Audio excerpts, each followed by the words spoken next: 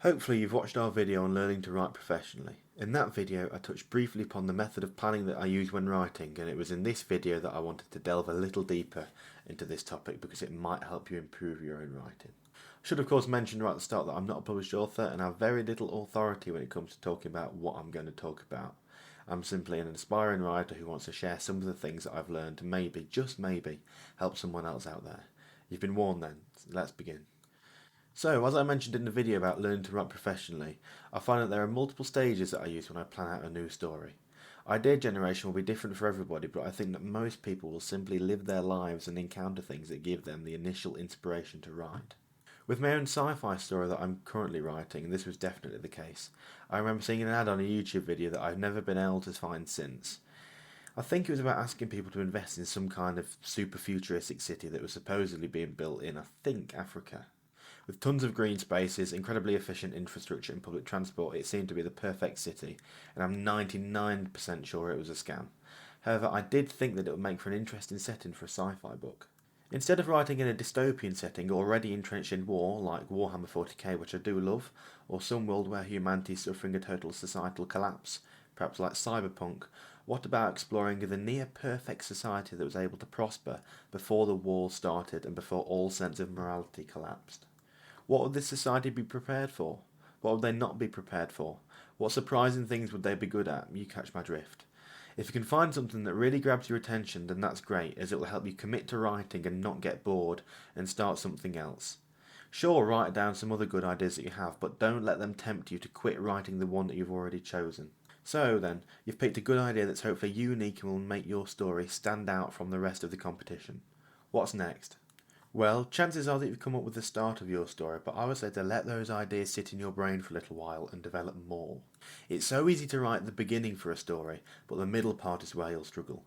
So it's best to have some idea of where the story will go after the beginning, so that you have something to keep heading towards, and this is where good planning can help you prepare to tackle this issue. Bear with me as I lose my mind a little, but I find that a story is slightly like a pie. The pastry is the beginning and the end of your story, the ideas that you probably have at this stage that form the basic structure that everything else fits into. Specifically, the start is the bottom and the sides, and the end is the top, the lid, if you will, which you cannot really plan and definitely can't write until you've done the filling. You may have an idea of how the story will end, but you can never really have a perfect vision of it until everything else is complete, because the story will take twists and turns whilst you're writing it that even you didn't expect as the author. Continuing with the analogy, the meat, the primary flavour and taste of the pie, will be the overarching story. This usually is a primary appeal to your audience and will hopefully be what makes them want to read your book in the first place. However, the meat might be what is the initial appeal, but you need other things to make them stay. Twists, turns, subplots, love stories, clever use of sentence structure, etc. are therefore all of the vegetables and the other flavours that accompany the meat. You need both to create a really good story, as even though the reader may only remember the story and what happened, it will be the little flavours in the background that you have to put in that will keep them engaged, and otherwise allow the main plot to be as good as it possibly could be. You can have the best narrative in the world, but without the other elements that enhance it, it will be nowhere near as flavourful as it could be. Characters as the gravy then. Arguably the most important part that stops the rest from being dry and boring, and contains within the flavours of all of the other ingredients, bringing them together in a way that really keeps your audience wanting a second helping. Characters give the reader something to really get invested in, something which will carry your story and turn it from something good into something excellent. Think back to the most recent story that you read. What are the things that you remember most? I would wager that the characters you spent hours exploring the plot with would be right up there. So, where am I going with this analogy? While it's quite possible that I'm short of a marble or two, I'm trying to highlight the fact that in order to write a successful story, I don't believe that you can simply start writing and blitz through it without having at least some understanding of the different ingredients you're trying to incorporate. You need to plan and structure and brainstorm and basically write the story in your brain and in a short bullet pointed list or something similar before you put pen to paper. Let me go through how I start my process then. Brainstorming is a method which I use to generate the ingredients for my pie.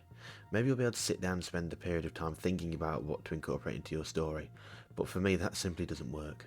My version of brainstorming tends to be a little more organic, with the ideas coming to me in a way much like I discussed when generating the initial idea for my story. That is by random thoughts that occur whenever I see or hear something that sets my imagination going, until finally I've generated enough ideas to start writing. However, I do still stand by the point that I made before, that you should not write down your ideas as soon as you come up with them.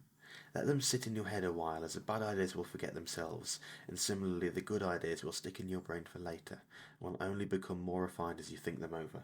This is a critical step for my own planning stages, as it is a way to filter out the poor ideas without putting in any real effort, and to recognise the more memorable scenes, as if they are memorable to you, then hopefully they should be for your readership also. With all of these ideas whizzing around your head, you're now finally ready to start putting your plan onto paper.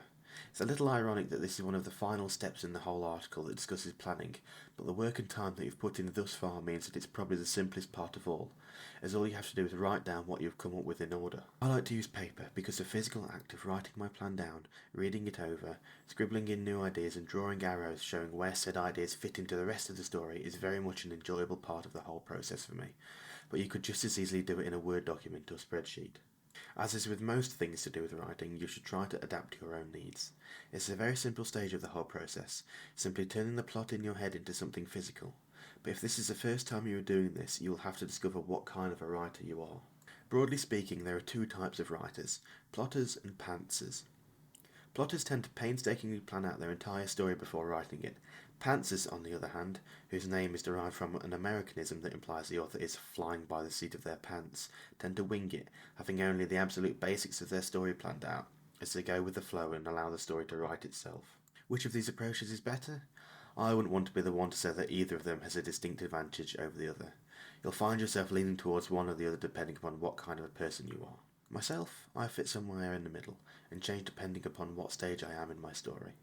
At the start, I am more of a pantser, laying down the basics of my story and letting my world and characters develop themselves, unless I have a specific vision about how I want a certain scene to play out, following the rough outline I scribble down at the start of the process.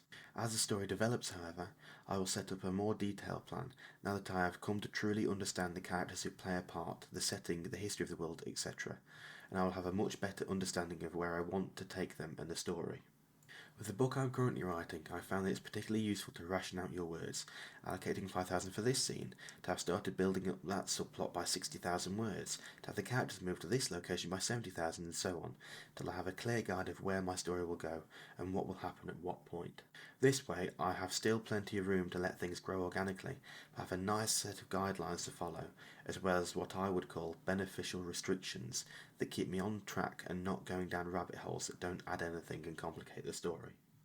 The intricacy of your final plan will therefore depend upon if you are a plotter or a pantser, but whatever you are, I would suggest you give yourself enough room to develop some new ideas on the fly, as well as having enough substance to your story to allow yourself to write a compelling narrative. I cannot stress this enough. Do not skimp on the planning, especially if you're a pantser. Put in the effort. You need to make sure that you have enough meat and vegetables to fill the pie, as it's no good having to desperately find more to make up an extra 20,000 words. You want to be cutting content, not tacking on more that doesn't feel like it belongs there. Some of the key things that you should take away from this video is that planning a story is very dependent on the person who is planning it. You'll have different experiences, motivations and inspirations that make writing these steps different to anybody else. But I do think there is some kind of basic outline and structure that should be followed that is similar for everyone, despite all of the other stuff that makes writing a video like this such a nightmare. Have fun with it though. Make sure that you're creating a tale that you're in love with, because if you find this stage tough to get through, then the next few months or years of writing are going to be very difficult indeed. Hopefully you found this video useful in some way or another, and it's given you the inspiration to properly plan out your own story. What I've said ties nicely into one of our previous videos which discusses how to begin writing as a professional, which you can find on our channel. Thank you for watching, and please make sure to check out the other videos we have, as well as our website for other tips and tricks on writing and filmmaking.